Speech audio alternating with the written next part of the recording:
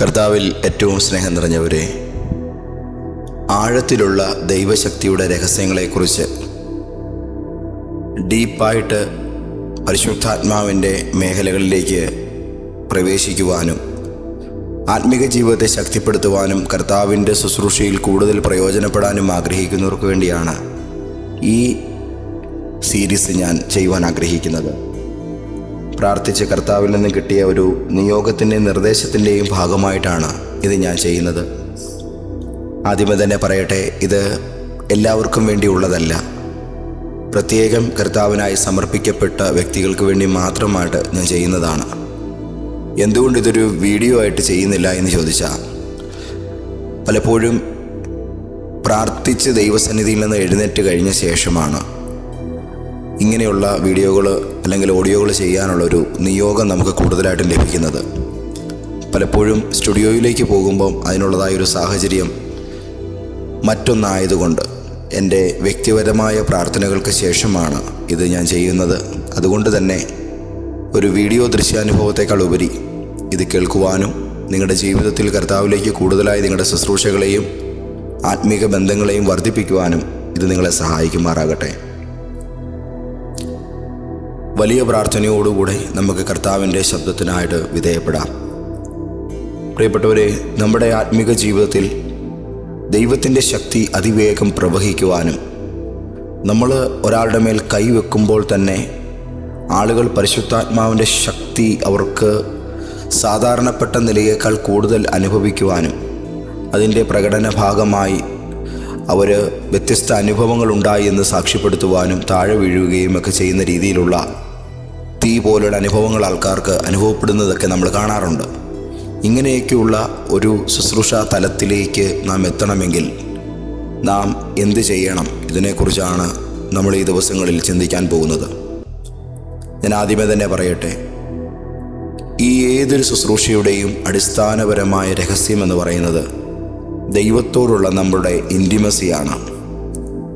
അതായത് ദൈവം നമ്മളെ എത്രമാത്രം ശക്തിയായി ഉപയോഗിക്കപ്പെടണമെന്ന് നമ്മൾ ആഗ്രഹിക്കുന്നുവോ അത്രത്തോളം നമ്മൾ കർത്താവിനോട് അടുത്തിരിക്കണം. നാം എത്രമാത്രം ദൈവത്തിൻ്റെ സാന്നിധ്യത്തോട് അടുത്ത് ചേർന്നിരിക്കുവോ അതിനെ ആശ്രയിച്ചായിരിക്കും നമ്മുടെ ജീവിതത്തിൽ അത് വെളിപ്പെടുന്നത്. നിങ്ങളുടെ ജീവിതത്തിൽ ഒരിക്കലും കർത്താവിനെ നേരിട്ട് നിങ്ങൾക്ക് അനുഭവപ്പെടാത്തിടത്തോളം മറ്റൊരാളുടെ ജീവിതത്തിൽ അത്തരമൊരു അനുഭവത്തിന് വേണ്ടി ഉപയോഗിക്കപ്പെടാൻ നിങ്ങൾക്ക് കഴിയില്ല. അതുകൊണ്ട് കർത്താവിനെ അനുഭവിക്കുവാൻ, ദൈവത്തിൻ്റെ സാന്നിധ്യം കൂടുതൽ എക്സ്പീരിയൻസ് ചെയ്യുവാൻ തക്കവിധം ദൈവസന്നിധിയിലിരിക്കുക, കർത്താവിനോട് കൂടുതലായി സ്നേഹത്തോടെ ഈ ദിവസങ്ങളിൽ അടുക്കുക. നിങ്ങൾക്ക് കർത്താവിനോട് അങ്ങനെ ഒരു വ്യക്തിപരമായ അടുപ്പമുണ്ടോ? കർത്താവ് നിങ്ങളോട് സംസാരിക്കുന്നത് വ്യക്തമായി കേൾക്കാൻ നിങ്ങൾക്ക് സാധിക്കാറുണ്ടോ? ഇല്ല എങ്കിൽ ഇന്നതിൻ്റെ ഒരു ആദ്യ ദിവസമാകട്ടെ. അത് നല്ലൊരു തുടക്കമായി നിങ്ങളുടെ മേൽ ആരംഭിക്കട്ടെ. ദൈവത്തോടൊപ്പം ഏകാന്തതയിൽ കൂടുതൽ സമയം ചിലവഴിക്കുവാൻ നിങ്ങൾക്കൊരു സീക്രട്ട് പ്ലേസ് ഇന്ന് പകൽ സജ്ജമാക്കുക. കൃത്യമായി ആ സ്ഥലത്ത് പ്രസൻ്റ് ആകാൻ, കർത്താവിൻ്റെ സാന്നിധ്യത്തിന് കൂടുതൽ ശ്രദ്ധയും പ്രാധാന്യതയും കൽപ്പിക്കാനുള്ള ഒരു മനസ്സ് നിങ്ങളുടെ ജീവിതത്തിലുണ്ടാകട്ടെ.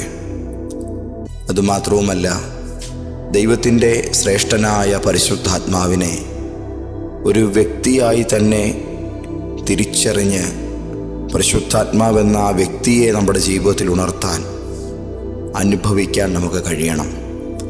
ദൈവത്തിൻ്റെ പരിശുദ്ധാത്മാവെന്ന വ്യക്തിയെ നമ്മുടെ ജീവിതത്തിൽ ഉണർത്തുന്നതുമായി ബന്ധപ്പെട്ടുള്ള വിശാലമായ ചില നിർദ്ദേശങ്ങൾ, രഹസ്യങ്ങൾ എനിക്ക് നിങ്ങളോട് പറയാനുണ്ട്. അത് പിന്നാലെ ഞാൻ പറയാം. ഇനിയും കൂടുതൽ സമയം ദൈവത്തോടൊപ്പം ചെലവഴിക്കാനായി അടുത്ത് ചെല്ലുമ്പോൾ നമ്മളെക്കുറിച്ച് തന്നെ മനസ്സിലാക്കേണ്ട ചില കാര്യങ്ങൾ, അതായത് നമ്മുടെ ജീവിതം ഒരുപക്ഷെ മറ്റുള്ളവരെക്കാൾ കൂടുതൽ സങ്കടങ്ങളിലൂടെ കടന്നു പോകുന്നൊരു സാഹചര്യമായിരിക്കാം. സാധാരണപ്പെട്ട ആൾക്കാർക്കില്ലാത്ത ചില ചലഞ്ചുകൾ നമ്മുടെ ജീവിതത്തിൽ നമുക്കിതിനോടകം നമ്മൾ നേരിടുന്നുണ്ടാകാം. അപ്പോൾ എന്തുകൊണ്ട് എൻ്റെ ജീവിതത്തിൽ ഇങ്ങനെ വരുന്നു എന്ന് ചോദിച്ചാൽ അതിനൊരു ഉത്തരവുണ്ട്.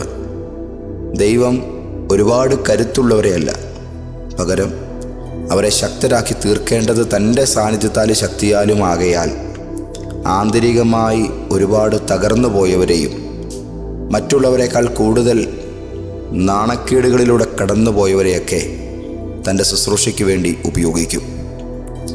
ദൈവത്തിൻ്റെ ദാസനായിരുന്ന മോശ 40 വർഷം ഒരു മരുഭൂമിയിൽ ഒരുവനെ കൊന്നതിൻ്റെ വേദനയിൽ പശ്ചാത്താപപൂർണമായൊരു ജീവിതം നയിക്കുവാൻ ദൈവം അയാളെ അയച്ചു. ആ സമയങ്ങളിൽ അയാൾ ആട് തീറ്റുന്ന, ആടിനെ മേയ്ക്കുന്ന ജോലിയിലായിരുന്നു ഏർപ്പെട്ടിരുന്നത്. നല്ലൊരു കൊട്ടാരം പോലെയുള്ള സാഹചര്യത്തിൽ നിന്നാണ് അയാൾ മരുഭൂമി പോലെയുള്ള ഒരു പരുക്കൻ അവസ്ഥയിലേക്ക് ഓടിപ്പോയത്. അവിടെ നിന്നാണ് ദൈവം തന്നെ തനിക്കിഷ്ടപ്പെട്ട രീതിയിൽ രൂപപ്പെടുത്തിയെടുത്തത്.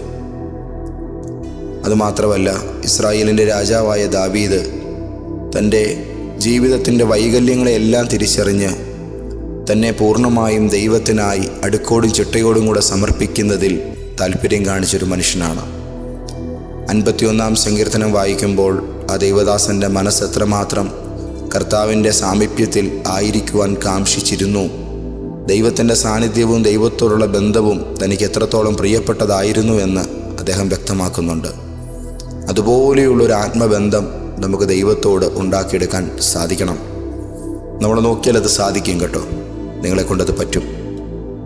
ദൈവത്തിൻ്റെ ദാസനായിരുന്ന പൗലോസ്ലീഹ 2 കൊരിന്ത്യർ ലേഖനം 12-ാം അധ്യായത്തിൻ്റെ 9-10 വചനങ്ങളിൽ പറയുന്നുണ്ട്, ഞാൻ ദുർബലനാണ് എന്നാലും ഞാൻ ശക്തനാകുന്നുവെന്ന്. അപ്പോൾ നമ്മുടെ ജീവിതത്തിൻ്റെ വൈകല്യങ്ങൾ ഒരു വശത്ത് നിൽക്കുമ്പോഴും നമ്മളുടെ തകർച്ചകളും നൊമ്പരങ്ങളും ഒരു ഭാഗത്ത് നിലകൊള്ളുമ്പോഴും ദൈവം അതിലൂടെ നമ്മളെ പണിതെടുത്ത് തനിക്ക് വേണ്ടി പ്രയോജനപ്പെടുന്നൊരു മാനപാത്രമാക്കി രൂപപ്പെടുത്തും. അപ്പോൾ ഇന്ന് എന്താണ് ചെയ്യേണ്ടത്? കർത്താവുമായൊരു ആത്മബന്ധത്തിലേക്കായി തീരുക. രണ്ടാമത്, നമ്മുടെ ജീവിത സാഹചര്യങ്ങൾ ദൈവം നമ്മളെ തനിക്കിഷ്ടപ്പെടുന്ന രീതിയിൽ പരുവപ്പെടുത്താനുള്ള ദൈവത്തിൻ്റെ ഒരു പദ്ധതിയാണ് എന്നറിഞ്ഞ് അതിനോട് പൂർണ്ണമായി പിറുപിറുപ്പ് കൂടാതെ സഹകരിക്കുക. അടുത്ത കാര്യം, ദൈവത്തോട് നമ്മുടെ ജീവിതത്തിൻ്റെ എല്ലാ വാതിലുകളും തുറന്നു കൊടുക്കുന്ന ഒരു നിലയിൽ നമ്മുടെ ഹൃദയം കർത്താവിന് കീഴ്പ്പെടുത്തുക. ദൈവമക്കളെ, നിങ്ങളുടെ ജീവിതത്തിൽ പലപ്പോഴും നമ്മൾ വലിയ പുള്ളികളാണെന്ന് നമുക്ക് തോന്നുന്ന ചില അഹങ്കാരങ്ങളും നമ്മുടെ വലിയ ചില കടുത്ത ആത്മവിശ്വാസങ്ങളും ഒക്കെ കാണും. ഇതൊക്കെ പലപ്പോഴും ദൈവത്തിൻ്റെ പ്രവൃത്തി നമ്മുടെ ജീവിതത്തിൽ വെളിപ്പെടുന്നതിന് തടസ്സമായിട്ട് തന്നെ നിൽക്കാറുണ്ട്. ദൈവം നമ്മളെ പൂർണ്ണമായി ഉപയോഗിക്കണമെങ്കിൽ, ഞാൻ ആ പറയുന്ന വാക്ക് ശ്രദ്ധയോടെ കേൾക്കുക, ദൈവം നമ്മെ പൂർണ്ണമായി ഉപയോഗിക്കണമെങ്കിൽ നമ്മൾ പൂർണ്ണമായും ദൈവത്തിന് കീഴടങ്ങിയിരിക്കണം. അവിടെ നമ്മുടെ മാന്യതയെ പൊട്ടിക്കാൻ നാം സമർപ്പിക്കണം. അതിൻ്റെ അർത്ഥം നമ്മളെല്ലാവരും നാണം കെട്ടവരായി മാറിയാലേ ദൈവം നമ്മളെ ഉപയോഗിക്കൂ എന്നല്ല. പകരം നമ്മളുടെ ആത്മാഭിമാനങ്ങളെക്കാൾ ദൈവത്തിൻ്റെ മഹത്വമാണ് ഏറ്റവും വലുത് എന്ന് എണ്ണാൻ നമുക്ക് കഴിയണം. നമ്മളുടെ അഭിമാനത്തെക്കാൾ ദൈവത്തിൻ്റെ മാന്യത വലുതെന്ന് നാം എണ്ണുന്ന സമയങ്ങളിൽ കർത്താവിൻ്റെ നാമം പ്രതി ലജ്ജിക്കപ്പെടേണ്ടി വരുന്ന ചില സാഹചര്യങ്ങളിൽ അഭിമാനത്തോടുകൂടെ സന്തോഷത്തോടുകൂടെ ആ നിന്ദകളെ ഏൽക്കാനും നമുക്ക് സാധിക്കണം. പ്രധാനപ്പെട്ട അടുത്തൊരു കാര്യം, നമ്മുടെ ജീവിതത്തിൽ ഒരു സാധാരണ വിശ്വാസ സമൂഹത്തിലുള്ള വ്യക്തികളെക്കാൾ ഉപരിയായി ഒരു എക്സ്ട്രീം ഹോളിനെസ് ആൻഡ് പ്യൂരിറ്റി ഇത് നമുക്ക് പാലിക്കാൻ കഴിയണം. ഒരു സംശുദ്ധമായ ജീവിതം മാത്രമല്ല, നമുക്കൊരു ആന്തരിക വിശുദ്ധി നമ്മളിൽ തന്നെ നമുക്ക് അനുഭവപ്പെടണം. ഒരു വലിയ രഹസ്യം ഇവിടെയുണ്ട്. ദൈവം ആ ഒരു വിശുദ്ധ ജീവിതത്തിൻ്റെ മൂല്യം കാത്തു സൂക്ഷിക്കുന്നവരെ മാത്രമായിട്ടാണ് സ്ഥിരമായി തൻ്റെ ശക്തിയിൽ ഉപയോഗിക്കുകയുള്ളൂ. ഒരു ശുദ്ധത നമ്മുടെ മേലില്ല എന്നെങ്കിൽ പരിശുദ്ധാത്മാവിൻ്റെ ഒരു വ്യക്തമായ ശക്തി അനുഭവങ്ങൾ നമ്മുടെ മേൽ എന്നും നിലനിൽക്കില്ല. ചില ദിവസങ്ങൾ നമ്മൾ ശക്തരും മറ്റു ചിലപ്പോൾ നമ്മൾ ദുർബലരുമായി കാണപ്പെടും. ഏതു സമയവും ദൈവം നമ്മളെ ഏൽപ്പിക്കുന്ന വലിയൊരു അസൈൻമെൻറ്റ് ചെയ്തെടുക്കണമെന്നുണ്ടെങ്കിൽ അതിന് തക്കവിധമുള്ളതായൊരു വിശുദ്ധി നമ്മുടെ ജീവിതത്തിൽ നമ്മൾ നിലനിർത്തിക്കൊണ്ട് തന്നെ പോകണം. ഒരു നല്ല യാത്രയ്ക്ക് വേണ്ടി നിങ്ങൾ രാവിലെ 8 മണിക്ക് പോകാമെന്ന് നിങ്ങളുടെ ഒരു സ്നേഹിതനോട് പറഞ്ഞിട്ട് ആ സമയം നിങ്ങളൊരു മുഷിഞ്ഞ വസ്ത്രം ധരിച്ചാണ് ഇരിക്കുന്നതെങ്കിൽ 8 മണിക്ക് നിങ്ങൾക്ക് പോകാൻ കഴിയില്ല. അപ്പോൾ വിശുദ്ധി എന്ന് പറയുന്നത് ചില കാര്യങ്ങൾ നമ്മുടെ ജീവിതത്തിൽ ദൈവത്തിന് ഹിതമല്ലാത്തത്, ദൈവത്തിൻ്റെ വചനം വെറുക്കുന്നത്, എതിർക്കുന്നതായിട്ടുള്ള ചില കാര്യങ്ങൾ നമ്മൾ മനഃപൂർവ്വമായിട്ട് ഒഴിവാക്കി അതിൽ രസിക്കാതെ അതിനെ പൂർണ്ണമായും നമ്മുടെ ജീവിതത്തിൽ നിന്ന് അശേഷം ഒഴിവാക്കിക്കൊണ്ട് ഏത് സമയവും ദൈവം നമ്മളെ ഏൽപ്പിക്കുന്ന ഒരു വിശുദ്ധ നിയോഗം നമ്മുടെ ജീവിതം കൊണ്ട് നിവർത്തിക്കാൻ തക്കവിധം കർത്താവിൻ്റെ തിരുസന്നിധിയിൽ നമ്മൾ തയ്യാറായി നിൽക്കുക എന്നതാണ് ആ വിശുദ്ധി എന്നതുകൊണ്ട് ഉദ്ദേശിക്കുന്നത്. ഇത് ഒരുക്കത്തെ കാണിക്കുന്നതാണ്.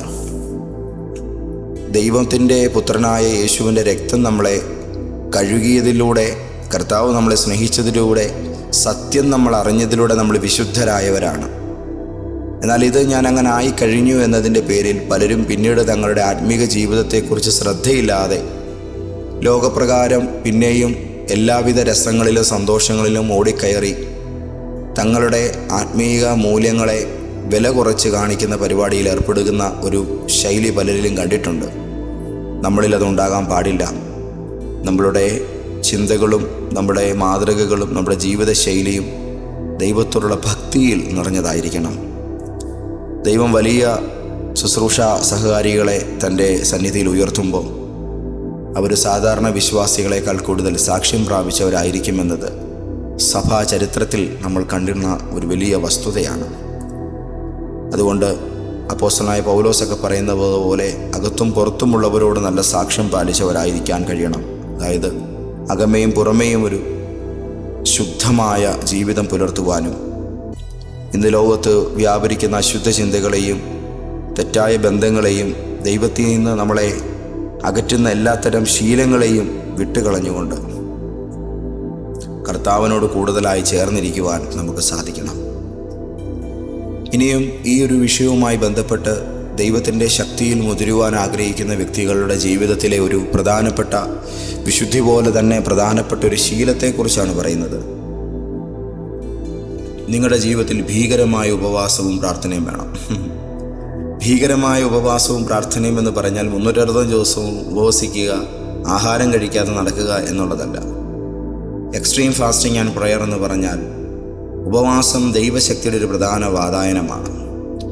യേശു ശുശ്രൂഷ തുടങ്ങുന്നതിന് മുമ്പ് 40 ദിവസം ഉപവസിച്ചു. ദൈവത്തോട് സംസാരിക്കുവാൻ മോശ തൻ്റെ ജീവിതത്തിൽ 40 ദിവസങ്ങൾ മാറ്റിവെച്ച ഒരു ദൈവദാസനാണ്. എലീശായും 40 ദിവസങ്ങൾ തൻ്റെ ആഹാരത്തെക്കാൾ ഉപരി ദൈവത്തിൽ മാത്രം ആശ്രയിച്ച് ജീവിച്ചയാളാണ്.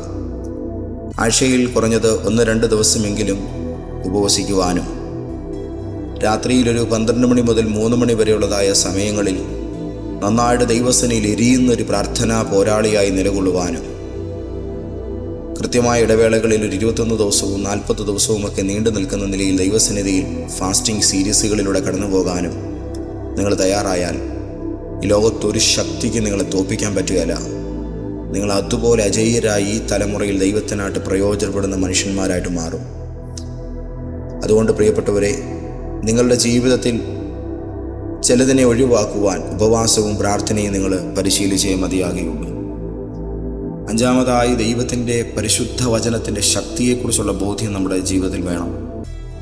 നമ്മൾ കൈവെക്കുമ്പോൾ, നമ്മളൊരു വിഷയത്തിനു വേണ്ടി പ്രാർത്ഥിക്കുമ്പോൾ ശക്തി ഉണ്ടാകണമെങ്കിൽ ദൈവവചനത്തിൽ നമുക്ക് ശക്തി വേണം. അപ്പോസ്തലന്മാരുടെ ശുശ്രൂഷ ദൈവവചനത്തിൻ്റെ അടിത്തറയിൽ നിന്നുള്ളതായിരുന്നു. അത് വേറെ കുറച്ച് പേരുടെ അനുഭവങ്ങൾ കണ്ടിട്ടല്ല. അവർ തങ്ങളുടെ മുമ്പിൽ കണ്ടത് ജീവിക്കുന്ന വചനമായ യേശുവിനെയാണ്. അപ്പോൾ അവർക്ക് യേശുവിൽ അടിത്തറ പാകപ്പെട്ടൊരു ശുശ്രൂഷയായിരുന്നു ഉണ്ടായിരുന്നത്. നമ്മൾ ദൈവവചനത്തിൽ നിലകൊണ്ടാൽ, നമ്മൾ ദൈവവചനം സംസാരിക്കുകയും നമ്മൾ പ്രാർത്ഥിക്കുകയും നമ്മൾ ശുശ്രൂഷ ചെയ്യുകയും ചെയ്യുമ്പോൾ ആൾക്കാർക്ക് ദൈവത്തിൻ്റെ ശക്തിയും പരിശുദ്ധാത്മാവിൻ്റെ ചൈതന്യവും അനുഭവിക്കാൻ കഴിയും. യേശു ഒരു വാക്കു മാത്രം പറഞ്ഞപ്പോൾ രോഗികൾ സുഖപ്പെട്ടു, ഭൂതങ്ങൾ പുറത്തുപോയി, ചുഴലിക്കാറ്റ് നിശബ്ദമായി, അല്ലേ? മരിച്ച നാറ്റം വെച്ചയാൾ ജീവിച്ചു. എല്ലാ ദിവസവും ദൈവത്തിൻ്റെ വചനം പഠിക്കണം. യോശുവയോട് ദൈവം പറഞ്ഞത് അതുതന്നെയാണ്. ഈ വചനങ്ങൾ ഒരിക്കലും നിൻ്റെ വായിൽ നിന്ന് നാവിൽ നിന്ന് മാറിപ്പോകരുതെന്ന്. അപ്പോൾ ദൈവശക്തിയാലുള്ള ശുശ്രൂഷകൾ ജീവിതത്തിൽ എന്നും പരിശീലിക്കണമെന്നുണ്ടെങ്കിൽ അത് കാണേണ്ടതായിട്ടുണ്ട്. കർത്താവിനാൽ പ്രയോജനപ്പെടുന്ന വ്യക്തികളുടെ ശുശ്രൂഷ മെത്തേഡുകൾ, അവരെ ദൈവം ഉപയോഗിക്കുന്ന ആ രീതികൾ കാണുക, അതിൽ നിന്നും പഠിക്കുക.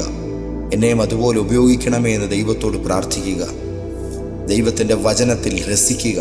നമ്മുടെ ജീവിതത്തിലെ ഏറ്റവും വലിയ എൻ്റർടൈൻമെൻറ്റ് ഏതോ റിയാലിറ്റി ഷോകളോ കോമഡി ഷോകളോ ഒന്നും ആകരുത്. നമ്മുടെ ജീവിതത്തിൻ്റെ ആനന്ദം ദൈവവചനത്തിൻ്റെ പൊരുളുകൾ തിരിഞ്ഞു കിട്ടുന്നതിലായിരിക്കണം. ദൈവത്തിൻ്റെ വചനത്തിൽ ആഴം കുറഞ്ഞ ശുശ്രൂഷകർക്കൊരിക്കലും നിലനിൽപ്പുണ്ടാകില്ല. അവർ ദുരുപദേശങ്ങളിലും അഹങ്കാരങ്ങളിലും മുന്നോട്ടുള്ളതായ പോക്കിൽ പലവിധമായ മേഖലകളിലും തകർന്നു പോകുന്നത് കാണാൻ കഴിയും. അതുകൊണ്ട് ആഴത്തിൽ വേരുപാകപ്പെട്ട വൃക്ഷമായും പാറമേൽ അടിസ്ഥാനമിട്ട ഭവനമായും ദൈവസന്നിധിയിൽ നാം നിൽക്കേണ്ടതായിട്ടുണ്ട്. ഇനിയും ഈ വിഷയം മുന്നോട്ടേക്ക് പറയുമ്പോൾ അടുത്തതായിട്ട് പറയേണ്ടത് ഇതിലെ ഏറ്റവും പ്രധാനപ്പെട്ട ഒരു ഭാഗമാണ് ദൈവ സാന്നിധ്യത്തിൻ്റെ ഭാരം, ഗ്ലോറി റിലം എന്ന് നമ്മൾ പറയുന്ന ആ ഒരു തലം. അതായത് ചില സാഹചര്യങ്ങളിൽ നമ്മൾ ആൾക്കാരുടെ മേൽ കൈവെക്കേണ്ടതായിട്ടില്ല. നമ്മൾ ചെന്ന് നിന്നാൽ, നമ്മൾ നോക്കിയാൽ, നമ്മൾ അവരെ ശ്രദ്ധിച്ചാൽ തന്നെ അവരുടെ മേൽ ദൈവപ്രവൃത്തികൾ നടക്കും. അതായത് ദൈവത്തിൻ്റെ ഒരു മഹത്വം, അതായത് ദൈവത്തിൻ്റെ ഗ്ലോറി ഒരു സ്ഥലത്ത് നിറഞ്ഞാൽ അവിടെ വാക്കുകളുടെ ആവശ്യമില്ല. ദൈവത്തിൻ്റെ മഹത്വം ഘനപ്പെട്ട നിമിഷങ്ങളിൽ ദേവാലയത്തിൻ്റെ അകത്തേക്ക് പ്രവേശിക്കാൻ കഴിയാത്ത അനുഭവങ്ങൾ പഴയ നിയമത്തിലെ പല ദേവാലയ സമർപ്പണ വേദികളിലും സംഭവിച്ചിട്ടുണ്ട്. നിങ്ങൾക്ക് സമയപ്രകാരം 2 ദിനവൃത്താന്തങ്ങളുടെ പുസ്തകം 5-ാം അധ്യായത്തിൻ്റെ 14-ാം വാക്യം സമയം പോലെ വായിച്ചു നോക്കണം. പ്രിയപ്പെട്ടവരെ, ഈ ഗ്ലോറി റലത്തിലേക്ക് കയറണമെന്നുണ്ടെങ്കിൽ അതിൻ്റെ വിശാലമായ കാര്യങ്ങളെക്കുറിച്ച് ഞാൻ പിന്നാലെ പറയാം. പക്ഷേ ഈ ഗ്ലോറി റലത്തിലേക്ക് കടക്കണമെന്നുണ്ടെന്നുണ്ടെങ്കിൽ നമ്മൾ എന്ത് ചെയ്യണം? നമ്മൾ ദൈവത്തെ ശരിക്കും ആരാധിക്കണം. ഡീപ്പായിട്ട് ദൈവത്തെ ആരാധിക്കണം എന്ന് പറഞ്ഞാൽ ഈ സാധാരണക്കാർ ചെയ്യുന്ന ഒരു ശുശ്രൂഷയോ പാട്ടോ പരിപാടിയല്ല. നമ്മളുടെ ആത്മാവ് ദൈവസന്നിധിയിൽ എഴുന്നേറ്റ് വരണം. അപ്പം അന്തരാത്മാവ് എഴുന്നേറ്റ് വരുന്ന നിലയിൽ ദൈവസന്നിധിയിൽ പാടി ആരാധിക്കണം. നല്ല ചത്തുപോയ അന്തരീക്ഷങ്ങളിലല്ല, നല്ല ജീവനുള്ള അഭിഷേകമുള്ള ആരാധനയിലും സംഗീതത്തിലും ദൈവസന്നിധിയിൽ നമ്മൾ നൃത്തം ചെയ്യുന്നവരായിരിക്കണം. ദൈവത്തിൻ്റെ സാന്നിധ്യത്തിൻ്റെ ആഴത്തിലോട്ട് നമ്മൾ ഇറങ്ങണം. മനസ്സിലായോ? ദൈവത്തോട് എന്നിട്ട് പ്രാർത്ഥിക്കണം, കർത്താവേ, എന്നെ നിൻ്റെ മഹത്വം കാണിക്കണമേ. മോശ ദൈവത്തോട് പറഞ്ഞില്ലേ പുറപ്പാട് 33:18 എനിക്ക് നിൻ്റെ സാന്നിധ്യം കാണണമെന്ന്. അപ്പോൾ ദൈവത്തിൻ്റെ സാന്നിധ്യം കാണാനുള്ളൊരു കൊതി. ഞാൻ യഹോവയോടൊരു കാര്യം അപേക്ഷിച്ചു, അത് തന്നെ ഞാൻ ആഗ്രഹിക്കുന്നു. എനിക്ക് യഹോവയുടെ മനോഹരത്വം കാണണമെന്ന് ദാവീദ് പറഞ്ഞു. അതുപോലെ നമ്മുടെ ശുശ്രൂഷയിൽ ദൈവത്തിൻ്റെ സാന്നിധ്യം നമുക്ക് കാണേണ്ടതായിട്ടുണ്ട്. അപ്പോൾ ഇന്നത്തെ ഈ ഒരു അധ്യായത്തിൽ നാം ചിന്തിച്ച കാര്യങ്ങളിൽ നമ്മളതിനെ ഒന്ന് ക്രോഡീകരിക്കുവാൻ ആഗ്രഹിക്കുമ്പോൾ നമ്മുടെ ജീവിതത്തിൽ ദൈവം നമ്മളെ വ്യക്തിപരമായി വിളിച്ചിരിക്കുന്നു എന്നുള്ളൊരു ഉറപ്പ് നമുക്ക് വേണം. 2, തികച്ചും വിശുദ്ധമായൊരു നല്ല ജീവിതം തന്നെ നമ്മൾ നയിക്കണം. അതാരെയും കാണിക്കാനല്ല, ദൈവമാണ് അതിന് സാക്ഷ്യവും വിലയും നൽകേണ്ടത്. 3, നമുക്ക് സാധാരണപ്പെട്ട നിലയേക്കാൾ ഉപരിയായുള്ള ഒരു ഉപവാസവും പ്രാർത്ഥനയും വേണം. 4, നമ്മുടെ ജീവിതത്തിൽ ദൈവത്തിൻ്റെ വചനത്തോട് നമുക്ക് ശക്തമായൊരു ബന്ധമുണ്ടാകണം. 5, ഗ്ലോറി റിലത്തിലേക്ക് ദൈവ സാന്നിധ്യം നമ്മുടെ ശുശ്രൂഷയിൽ കൊണ്ടുവരേണ്ടതായിട്ടുണ്ട്. 6, നമ്മളെപ്പോലെ അല്ലെങ്കിൽ നമ്മളായിത്തീരാൻ ആഗ്രഹിക്കുന്ന മേഖലകളിൽ ഇതിനു മുമ്പ് ദാഹിച്ച് വലഞ്ഞ് പ്രാർത്ഥിച്ച് കയറി ഇന്ന് നമ്മളെക്കാൾ ഉന്നതമായ തലങ്ങളിലുള്ള ശുശ്രൂഷകൾ ചെയ്യുന്ന ദൈവദാസന്മാരുടെ, ആത്മീക പിതാക്കന്മാരുടെ ശുശ്രൂഷകളിൽ നിന്ന് പഠിക്കുക. പ്രിയപ്പെട്ടവരെ, ഇന്ന് ഞാൻ നിങ്ങളോട് പറഞ്ഞ ഈ രഹസ്യങ്ങൾ പാലിക്കാൻ നിങ്ങൾ തയ്യാറാണോ? നിങ്ങളുടെ ജീവിതത്തെയും നിങ്ങളുടെ ശുശ്രൂഷയെയും ദൈവം അസാധാരണമായി മാറ്റണമെന്ന് നിങ്ങൾ ആഗ്രഹിക്കുന്നുണ്ടോ? ദൈവം നിങ്ങളെ ആ വലിയ കാര്യത്തിനായിട്ട് ഉപയോഗിക്കട്ടെ. കർത്താവേ, ഇന്ന് ഈ വാക്കുകൾ കേട്ട ഓരോ മക്കളുടെ മേലും അവരെടുക്കുന്ന തീരുമാനം യാഥാർത്ഥ്യമാക്കാൻ അവരെ സഹായിക്കണമേ. യേശുവിൻ്റെ നാമത്തിൽ തന്നെ ആമേൻ. കർത്താവ് നിങ്ങളെ അനുഗ്രഹിക്കട്ടെ. ഈ വിഷയങ്ങളുമായി ബന്ധപ്പെട്ട അടുത്ത സീരിയസ് സബ്ജക്റ്റുമായി ഞാൻ നിങ്ങളുടെ മുമ്പിലേക്ക് ഉടനെ തന്നെ വരും. Stay tune. ദൈവം നിങ്ങളെ അനുഗ്രഹിക്കട്ടെ.